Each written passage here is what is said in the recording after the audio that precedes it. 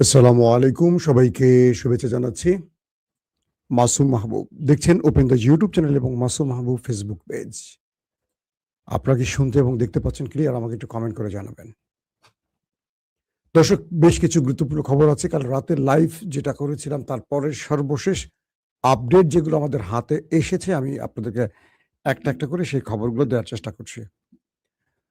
প্রথম গুরুত্বপূর্ণ খবরটি হলো, অবশেষে আমেরিকাকে অপেক্ষা করিয়ে যুদ্ধবিরতির আলোচনায় ইরান আর আসেনি। এতে করে আমেরিকা পুরো পৃথিবীর কাছে কিভাবে আবারও লজ্জিত হলো তার কিছু তথ্য জানাবো। দ্বিতীয় গুরুত্বপূর্ণ খবর হলো, ইরানকে ছাড়া একাই নিজের যুদ্ধবিরতি ঘোষণা করেছে ডোনাল্ড ট্রাম্প। এটাও ট্রাম্পকে বিশ্বের কাছে আরেকটি হাস্যরসের সৃষ্টি করে দিল। 3 নম্বর গুরুত্বপূর্ণ খবর, মার্কিন যুক্তরাষ্ট্রের মিসাইল ভান্ডার ফুরিয়ে আসছে। এই খোদ সংবাদটি আমেরিকার গণমাধ্যমে প্রকাশ করেছে। এছাড়া আরো বেশ কিছু খবর আছে, আমি আপনাদের একটা একটা করে জানাবো। অদূত মোল্লা কলকাতার পশ্চিমবঙ্গ থেকে, ভাই ভালো আছেন তো না? লালমনির থেকে কে আজিজুল ইসলাম, কি লালমনির হাট নাকি লালমনির শব্দটা বুঝলাম না। ওকে, আপনার নামটা বলতে বলেছিলেন আজিজ ভাই, শুনে হয়তো খুশি হয়েছেন। মালয়েশিয়া থেকে প্রতিদিন আপনার খবরের অপেক্ষায় থাকে এমডি নূর জি। ওমর ফারুক বগুড়া থেকে। দর্শক, আপনারা সবাই সম্পৃক্ত হয়েছেন আশা করি। আমি তাহলে কি খবর দেওয়া শুরু করবো একটা একটা করে আপনাদের? সবাই শুনতে পাচ্ছেন? Nice and clear. ওকে। মূলত কালকের দিনটি ছিল পৃথিবীর সবার নজরের পাকিস্তান। কি করতে যাচ্ছে বা কি হতে যাচ্ছে পাকিস্তানে? মার্কিন যুক্তরাষ্ট্রের ডেলিগেটরা, প্রতিনিধিরা পাকিস্তানে পা রাখলেও শেষ পর্যন্ত আসেনি ইরান। মার্কিন ভাইস প্রেসিডেন্ট জেডি ভেন্স, আমি আপনাদেরকে বলেছিলাম যে তিনি বিমানে উঠলেই বুঝবো যে ভেতরে গ্রিন সিগন্যাল পেয়ে গেছে ট্রাম্প। দেখা গেল কি, আমেরিকা এবং ইরানের মধ্যে যে যুদ্ধবিরতির আলোচনাটি হবার কথা, সেই আয়োজনটি পাকিস্তান ব্যাপক নিরাপত্তার মাধ্যমে করেছে। পুরো পাকিস্তানের শহরগুলো, গুরুত্বপূর্ণ শহরগুলোকে নিরাপত্তার চাদরে ঢেকে ফেলা হয়েছে প্রথমবারের মতো। আসিফ মনির এবং শাহবাজ শরীফের টেনশন, তাদের যে কি বলবো সুগার লেভেল শুধু আপ ডাউন করেছে। কারণ পুরো পৃথিবীতে এই মুহূর্তে পাকিস্তান আলোচনার কেন্দ্রবিন্দুতে রয়েছে।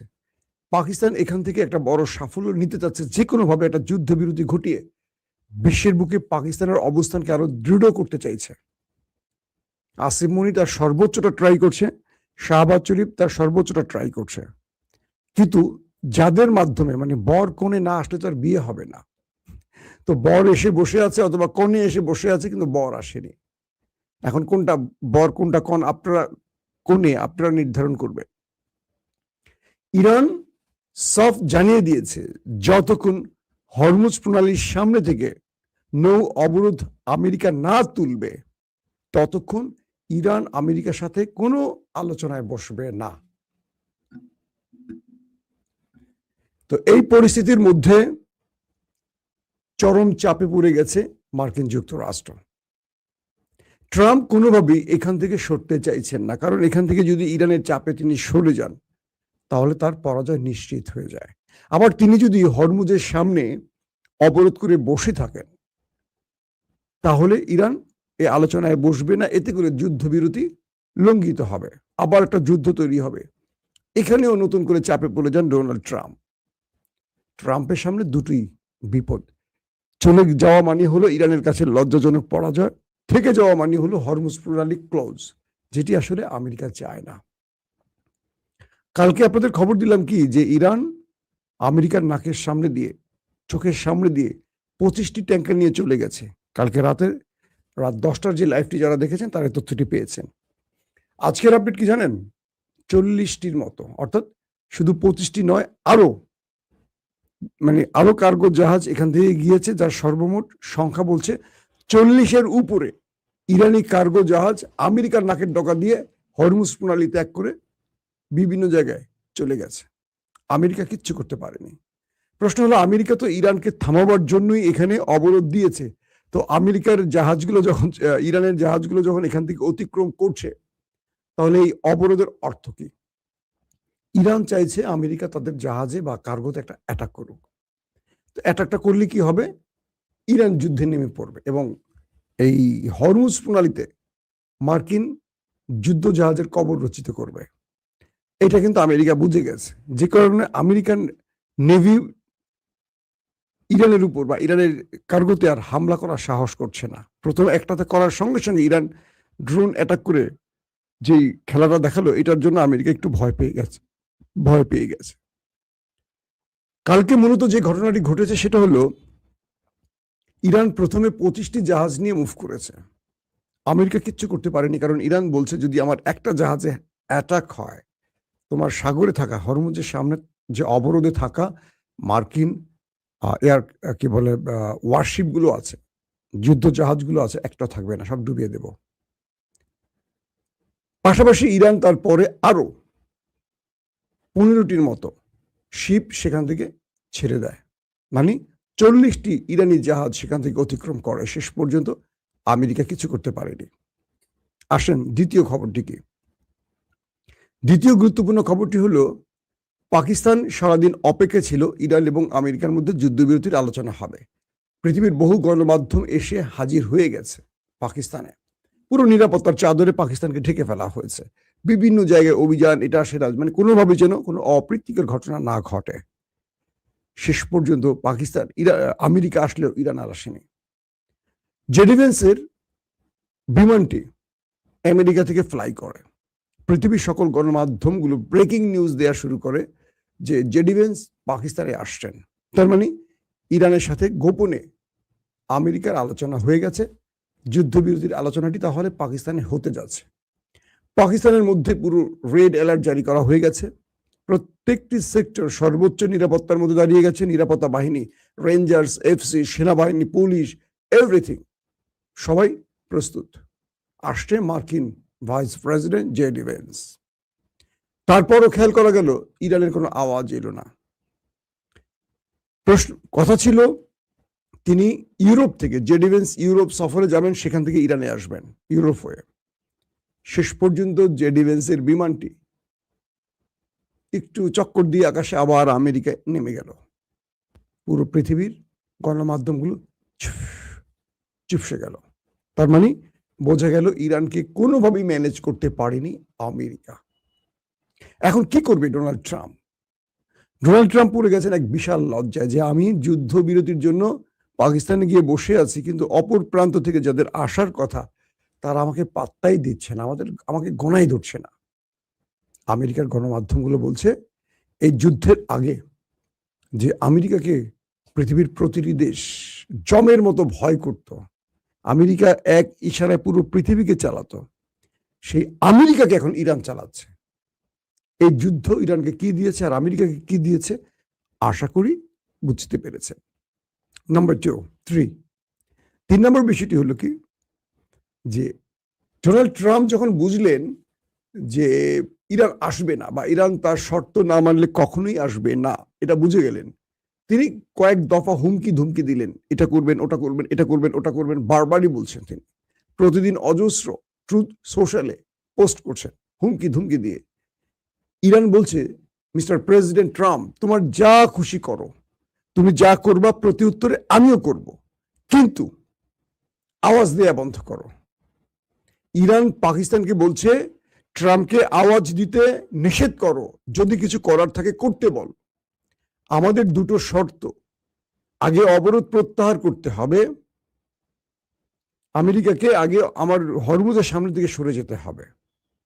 2 নম্বর, আমি যে শর্তগুলো দিয়েছি সেই শর্তগুলো মানতে হবে। এই ভিত্তিতেই আমাদের আলোচনা হবে। যদি এইগুলো পূর্বেই না মানে, আমরা কষ্ট করে আর দ্বিতীয়বার পাকিস্তানে যাব না।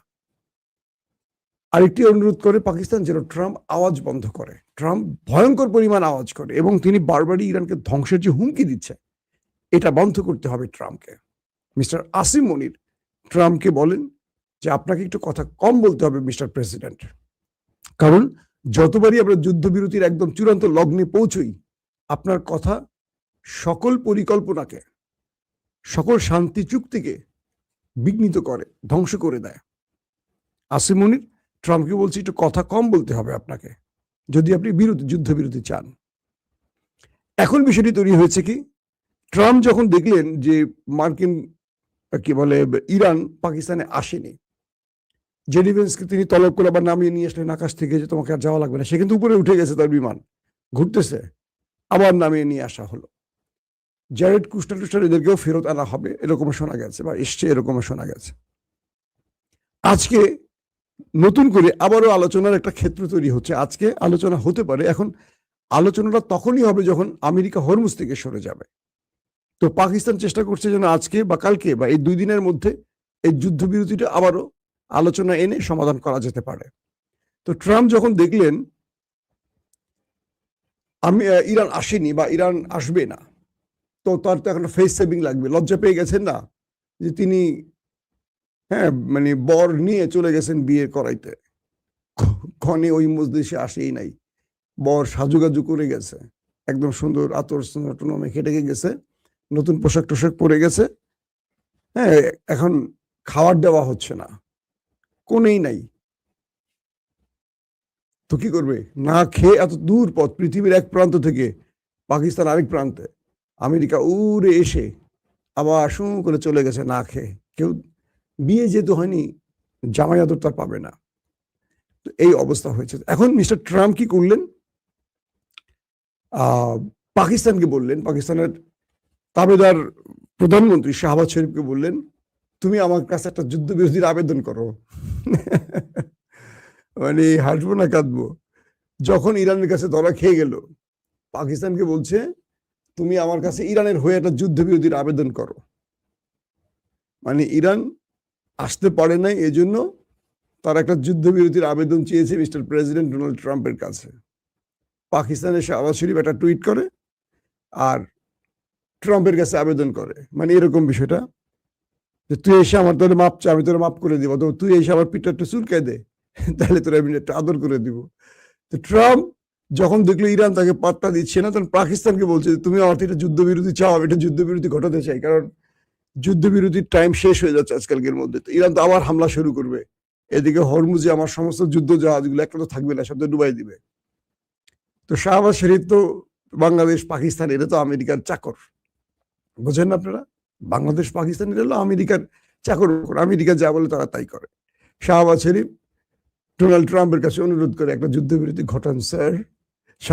ট্রাম্প বলে ওকে ওকে ওকে, যুদ্ধবিরতি ঘটিয়ে দেওয়া হলো। তার মানে ট্রাম্প একাই যুদ্ধবিরতির ঘোষণা দিয়েছে, বুঝছেন আপনারা? নতুন করে আবারও ট্রাম্প নিজে একাই, ইরান আসেও না, ইরান যায়ও না, ইরান কিচ্ছু করে নাই, ওকে যুদ্ধবিরতি। তো ডোনাল্ড ট্রাম্প এই মুহূর্তে আমেরিকার ইতিহাসে সবচেয়ে চাপে পড়া প্রেসিডেন্ট। তার গণমাধ্যমগুলো বলছে কি ট্রাম্পের যে ইরান যুদ্ধে প্যাট্রিয়টের প্রায় অর্ধেক মিসাইল শেষ হয়ে গেছে, থার্ড সিস্টেমের অর্ধেক মিসাইল সিস্টেম শেষ হয়ে গেছে। অর্থাৎ আমেরিকা এই যুদ্ধে যে পরিমাণ মিসাইল ইরানের বিরুদ্ধে ব্যবহার করেছে তাতে তার রাষ্ট্রের অর্ধেক বা তারও বেশি মিসাইল শেষ হয়ে গেছে। এখন আমেরিকা যদি এই যুদ্ধে আবারও জড়ায় এবং এই যুদ্ধটা একটু লম্বা হয়, ইরান তো লম্বা করবে, ইরানের প্ল্যান হলো যুদ্ধটা লম্বা করে আমেরিকাকে দুর্বল করে ফেলবে, আমেরিকার পরাশক্তি থাকবে না, বিকল্প হিসেবে চীন রাশিয়া দাঁড়িয়ে যাবে। কারণ ইরান এই যুদ্ধটা যত লম্বা করবে আমেরিকার তত ক্ষতির মুখে পড়বে। ইরানের হারানোর কিছু নেই, কিন্তু আমেরিকার হারানোর কিছু আছে। ক্লাসে নাম্বার 1 ছাত্র আর ক্লাসে একদম লাস্ট বেঞ্চের ছাত্র, পার্থক্যটা কি? লাস্ট বেঞ্চের ছাত্র ফেল করলে গিয়ে না করলে সে লাস্ট বেঞ্চে থাকবে, আর আমেরিকারও ফার্স্ট বেঞ্চের, তাকে ফার্স্ট না হলে সেকেন্ড হয়ে যেতে হবে, তার ইজ্জত শেষ হয়ে যাবে। তো ইরান কি করছে, লাস্ট বেঞ্চে থাকলেও এই যুদ্ধে তারা চলে আসছে একদম প্রথম কাতারে, প্রথম টপের 10-এ চলে আসছে, একদম প্রথম 10-এর 100 জনের মধ্যে প্রথম 10-এ চলে এসছে। তার মানে এটা ইরানের লাভ। আর আমেরিকা প্রথম 10-এর মধ্যে থাকলেও তার 1 নম্বর অবস্থায় আর নাই। এখন মার্কিন গণমাধ্যমগুলো বলছে যে ইরান আর আমেরিকার এই লড়াইতে আমেরিকা তার ব্যাপক পরিমাণ অস্ত্র শেষ করেছে, প্রচুর যুদ্ধ বিমান ধ্বংস হয়েছে, মিসাইল ভান্ডার প্রায় ফুরিয়ে আসছে। যদি আবার একটা যুদ্ধ বাজে ইরানের সাথে, আমেরিকা লম্বা টাইম এটাকে সাস্টেন করতে পারবে না, কোনোভাবে এটাকে টেনে নিতে পারবে না। আর অন্যদিকে ইরানের কাছে ব্যাপক পরিমাণ মিসাইল, ড্রোন আছে এবং এগুলো প্রতিনিয়ত তারা তৈরি করছে। আমেরিকার গণমাধ্যমগুলো বলছে যে যে অস্ত্রগুলো আমেরিকা ইরানের বিরুদ্ধে ব্যবহার করেছে, যেই পরিমাণ অস্ত্র, এগুলো নতুন করে তৈরি করতে হলে তাদের আরো 5 বছর লাগবে। আরো 5 বছর সময় লাগবে এই পরিমাণ অস্ত্রকে আবার তৈরি করতে, কারণ আমেরিকার অস্ত্রগুলো ব্যয়বহুল। ইরানের অস্ত্রগুলো একদম অল্প রেটের মধ্যে তারা তৈরি করে এবং তাদের ক্ষতিটাও কম হয়। কিন্তু এরা এই অস্ত্রগুলো কাঙ্ক্ষিতভাবে, ধরেন আমেরিকার একটা 1 কোটি টাকার সম্পদকে ইরানের একটা ড্রোন যেটার দাম ধরেন 5,000 টাকা, 5,000 টাকা দিয়ে 1 কোটিকে ধ্বংস করে দিতে পারছে ইরান। ইরান এই কৌশলটাকে নিয়ে আমেরিকাকে ব্যাপক চাপে ফেলে দিয়েছে। তো এই মুহূর্তে আমেরিকা আসলে যুদ্ধ করলে কোথায় গিয়ে ঠেকবে, যুদ্ধ না করলে কোথায় গিয়ে ঠেকবে, এটা নিয়ে যোগ বিয়োগ চলছে। কিন্তু মার্কিন এস্টাবলিশমেন্ট, মার্কিন জেনারেলরা, মার্কিন কি বলবো ডিপ স্টেট, তারা আসলে যুদ্ধটা এখন চাচ্ছে না। তারা চাচ্ছে যুদ্ধ থেকে আমেরিকা ফেস সেভিং নিয়ে বেরিয়ে আসুক। কিন্তু ডোনাল্ড ট্রাম্প নেতানিয়াহুর পরিকল্পনা এই যুদ্ধটাকে আরেকটু লম্বা করতে চাইছে, কারণ তার আগামীতে যে মধ্যবর্তী নির্বাচন, এখানে তার বিজয় আনতে হলে এই যুদ্ধ থেকে একটা বিজয় নিয়ে ট্রাম্পকে ফিরতে হবে। আর নেতানিয়াহুর ক্ষেত্রে একই, এই যুদ্ধ শেষ হলে তিনি কারাগারে চলে যাবেন দুর্নীতির মামলায়। যতদিন যুদ্ধ চলবে ততদিন তিনি যুদ্ধকালীন সরকারের প্রধান হিসেবে টিকে থাকবেন। এই অবস্থা এখন এই নেতানিয়াহু এবং ট্রাম্পের ক্ষেত্রে। দর্শক, বিদায় নিচ্ছি এখন। ইনশাআল্লাহ নেক্সট আবার ব্রেকিং খবর পাওয়া মাত্র আপনাদের সামনে হাজির হব। সেই পর্যন্ত আমার জন্য দোয়া করবেন। আপনাদের জন্য আমার দোয়া, ভালোবাসা। আল্লাহ আমাদের সবাইকে নিরাপদ রাখুন, সুস্থ রাখুন। আল্লাহ হাফেজ।